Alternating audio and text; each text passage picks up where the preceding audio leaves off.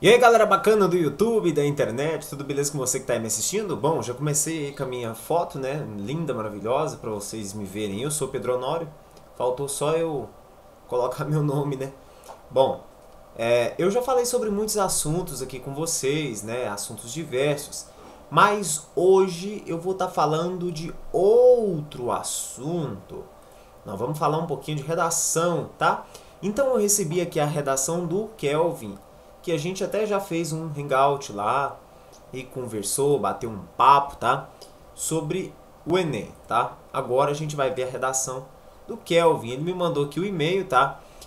Boa noite, Pedro. Meu nome é Kelvin Kelton, sou mineiro da cidade de Betim. Alô, grande abraço aí para toda a galera de Betim, pra galera de Belo Horizonte, pra galera de Vespasiano, pra galera de Divinópolis também. Ah, eu esqueci de mandar um abraço no último vídeo que eu fiz pra galera de Divinópolis, tá? Eu tenho até o nome aqui, a relação do pessoal, que era a Karina Santos e a Isabelle Drummond e o Jefferson Augusto dos Santos também, toda a família Santos lá, assistindo a gente, acompanhando a gente lá na cidade de Divinópolis, tá? No bairro, lá no centro, tá? No bairro centro de Divinópolis. Então um abração pra todo mundo aí, né? A galera mora num apartamentaço lá, grande, alto, né? Grande assim, a altura, né, do prédio lá. Fiquei até assustado com a altura quando me mandaram uma foto lá da sacada. Mas galera, ó, abração pra vocês aí, tá bom? Então toda a galera do centro de Minas aí, pra todas as pessoas do Brasil, tá? E quem quiser que eu mande um abraço, pode mandar pra mim um e-mail. Vamos lá.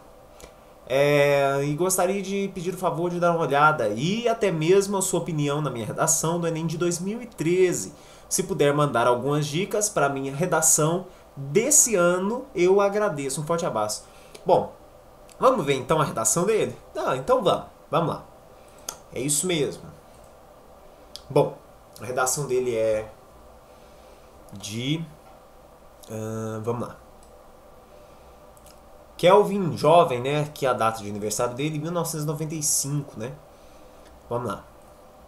Bebida e direção não é uma opção. Bom, vamos começar pelo título, tá? É um título bastante coerente, é um título bastante, tem 2 pontos, né? Bastante legal, tá? Muito bom. Não é uma surpresa o título, mas é um título bem, digamos assim, propício pro tema, então deixa até muito bom. Então o que eu falo? Se você não tem é, é, segurança do título que você vai colocar, coloca um pouco mais fácil, mais óbvio, ou não, deixe sem, tá? Mas vamos lá. Com o aumento do poder aquisitivo, a população brasileira passou a investir mais a sua renda em veículos automotivos e iniciou uma busca por horas de lazer e entretenimento com os amigos, a família, em locais que permitem. Opa, sai daqui! Que permitem o consumo de bebida alcoólica. Todavia, esse consumo gera alterações fisiológicas e neurológicas no motorista, causando acidentes de trânsito, como atropelamentos e possivelmente a morte. Bom, primeiro parágrafo, eu achei interessante o primeiro parágrafo dele, só que vamos voltar lá naquele vídeo meu das dicas de redação, tá bom, Kelvin? O que tem que ter no seu primeiro parágrafo? Você tem que ter a tese, tá? O que é a tese, pessoal? Vocês vão precisar ler muito, muito, muito, muito, muito, muito, muito, muito, muito, muito, muito, muito, muito, muito opinativo de jornal, tá? Muito, tá certo? Porque você repara que o primeiro parágrafo dele ficou bom, só que isso aqui, do primeiro parágrafo dele, era para estar, de certa forma, inserido no segundo. E o primeiro deveria ter sido a introdução, certo? Introduzir uma dissertação argumentativa como a do Enem é uma coisa mais explicativa. Você tem que mostrar para o seu corretor da sua redação, para o seu leitor, o que você vai falar. Porque ele não sabe o que você vai falar. Por exemplo, eu vou te dar um exemplo aqui. Se você vai escrever para a Folha de São Paulo, logicamente você sabe o que você vai falar. As pessoas, se você for um colunista, as pessoas vão saber o que você vai falar porque já te conhecem e sabem sua opinião. Porém aqui eles querem que você dê sua opinião e eles ainda não sabem. Então é interessante que você faça uma autoexplicação no início. Igual eu já dei, já li muitos temas, muitos textos tá? Então o que é a introdução? É você contar o que você vai falar, tá bom? Então o que era interessante? Você falar sobre a lei seca primeiro, contar o que é a lei seca, mencionar a lei seca, falar da lei seca. E não começar já falando que essa história aqui, que os brasileiros têm maior poder aquisitivo. Tem, lógico que sim.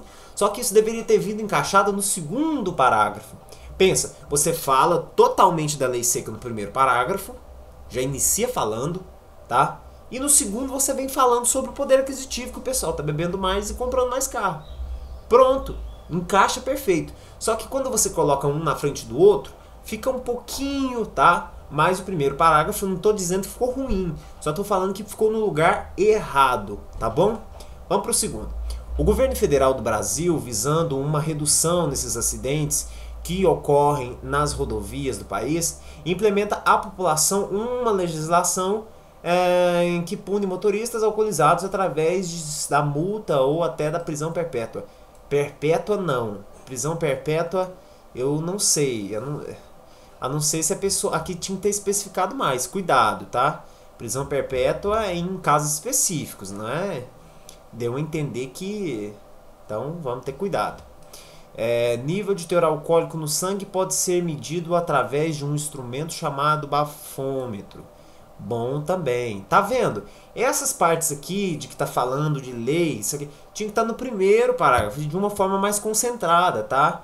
Então, você peca nisso. Tá? Então, cuidado. Outra coisa também que eu queria chamar bastante atenção para todo mundo que escreve. Bom, gente, é o seguinte, uma dica especial. Pessoas, vocês têm que escrever, toda pessoal que está me ouvindo aí, me vendo, a galera de Belo Horizonte, a galera do Mato Grosso, que já me acompanha há muito tempo nas dicas. Quando você for fazer uma redação, principalmente nesse estilo que ele fez aqui, que foi no estilo de letra de forma, é inaceitável que você não chegue até o final da linha. Tá vendo? Ele vem aqui no primeiro parágrafo, não chega no final da linha. Na segunda linha ele não chega, aqui ele não chega, tá? Aqui ele não chega também. E dando uma olhada geral no texto dele, tem muitas lacunas no canto. Quer dizer que ele vai até um certo ponto, parece que ele está inseguro na escrita e quer acabar logo. Isso, o corretor, por incrível que pareça, é treinado para perceber isso. E isso te tira uma notinha. Então cuidado, principalmente quando você escreve com letra de forma.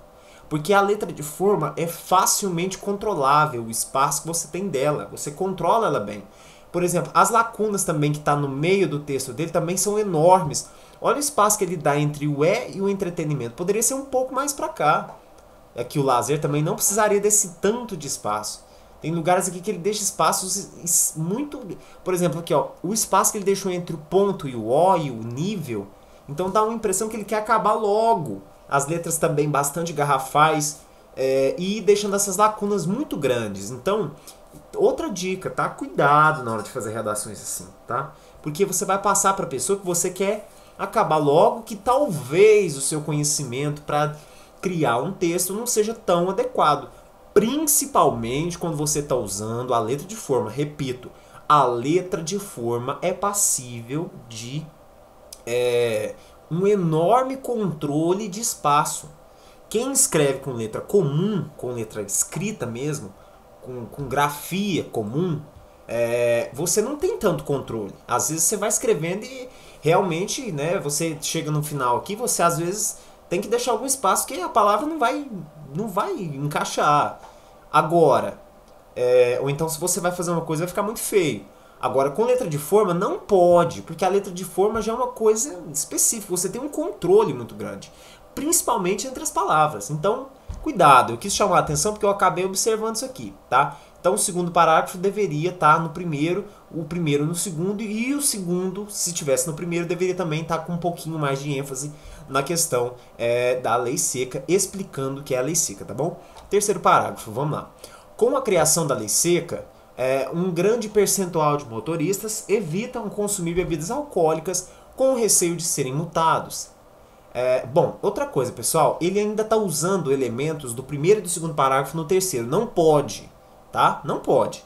O terceiro e o quarto parágrafo, propositalmente, é para você fazer contra-argumentações, para você debater o assunto de forma diferente. Não é para você falar coisas do primeiro. Aqui, ó, por exemplo, com a criação da lei seca, isso aqui deveria estar no segundo parágrafo, né? Então, esse aqui não é daqui. Aqui ele já deveria estar contando história, falando que a lei é importante, mas também é importante conscientizar as pessoas para que as pessoas não precisem ser punidas pela lei. É importante fazer um processo educacional. É importante que a lei seja efetiva. É importante, entendeu? Porque não é só multar. Então você tem que começar a ter ideias no terceiro e no quarto parágrafo para contra-argumentar. Tá certo? Ou trazer alguma coisa nova, alguma coisa que o leitor não sabe. Então isso aqui já não era para estar aqui, mas vamos continuar. Não estou falando que tá ruim, a escrita tá boa, só que as coisas estão no lugar errado, tá? Desde a implantação da lei seca, o número de acidentes de trânsito vem reduzindo. Então tá vendo aqui, ó, olha lá, é conscientizado. Então ele tá fazendo coisas que deveriam estar no segundo parágrafo aqui. De novo, muito espaço, ele poderia ter aproveitado muito mais espaço nessa prova dele. Teve boas ideias, poderia ter encaixado, juntado e daria certo. Só que parece que ele correu demais e as coisas ficaram um pouquinho emboladas, tá? Vamos pro quarto. A população brasileira está entre uma das que mais consome bebidas alcoólicas. De novo, tá vendo? Ele tá citando coisas do primeiro e do segundo parágrafo, no terceiro e no quarto. O quarto parágrafo você não pode de maneira nenhuma escrever isso aqui, olha lá. A população brasileira está entre uma das que mais consome bebidas alcoólicas na América Latina. É preciso um esforço do governo e um envolvimento do cidadão brasileiro para com a diminuição do consumo de bebidas alcoólicas combinado com a direção. Pronto. Só que isso aqui não deveria estar aqui. A população brasileira, então, está dando dados que deveria estar em cima, tá? É preciso um esforço do governo. Bom, o governo já faz um esforço, que é através da lei, que é um esforço bastante relevante, como ele já citou em cima, falando que diminuiu. Então ele não poderia estar repetindo isso aqui. Isso aqui é uma repetição de grafia, de história, tá? E essa parte aqui também ficou muito vão. O envolvimento do cidadão brasileiro para com a diminuição do consumo. Como que ele vai se envolver? Você precisa explicar o jeito. Nem que seja com 2 linhas, mas você tem que explicar. Ele deixou muito espaço vazio e ainda sobrou uma linha. Eu faço um cálculo aqui, olhando bem rápido, que se ele tivesse objetivado mais esse texto dele, aproveitado mais esse espaço, ter chegado às letras um pouquinho mais... Ele quis deixar o texto dele muito bonito, ficou bonito, assim, a estética, porém ficou falho na escrita, ficou faltando muita coisa, ficou muito superficial, tá? Ficou extremamente superficial. Eu tive a impressão que até mesmo os textos motivadores que estavam na prova estavam mais profundos do que a redação que ele fez, tá bom? Então é preciso tomar bastante cuidado, tá? Então, por exemplo, olha aqui, outra coisa, o título dele, bebida e direção não é opção. Então, quando você coloca títulos assim, você tem que começar já falando de bebida e direção, bom, né? Você precisa ter uma ideia mais ampla. Como eu já disse, voltem, assistam o meu vídeo sobre redação vencedora do Enem de 2014. Lá tem, eu explicando tópico a tópico que você vai fazer no primeiro parágrafo, no segundo parágrafo, no terceiro parágrafo e no quarto parágrafo. E de novo, se ele tivesse economizado bem, olha aqui, ainda sobrou uma linha. Ele poderia ter ganhado aqui umas 3 linhas, então ele teria terminado pelo menos essa parte que tá no 27, sobrava mais 3 linhas ainda para ele fazer, 4 linhas, né? Para ele fazer mais coisas.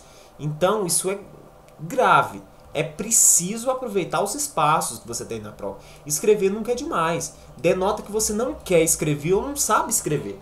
Então o corretor parece que não, mas ele tem esses apegos emocionais. Ele vê o que você está fazendo e já te carimba, tá? E depois contra-argumenta de maneira correta que você não estava preparado para escrever o texto, tá? E aí onde você vai perdendo nota e nem sabe por quê, tá bom?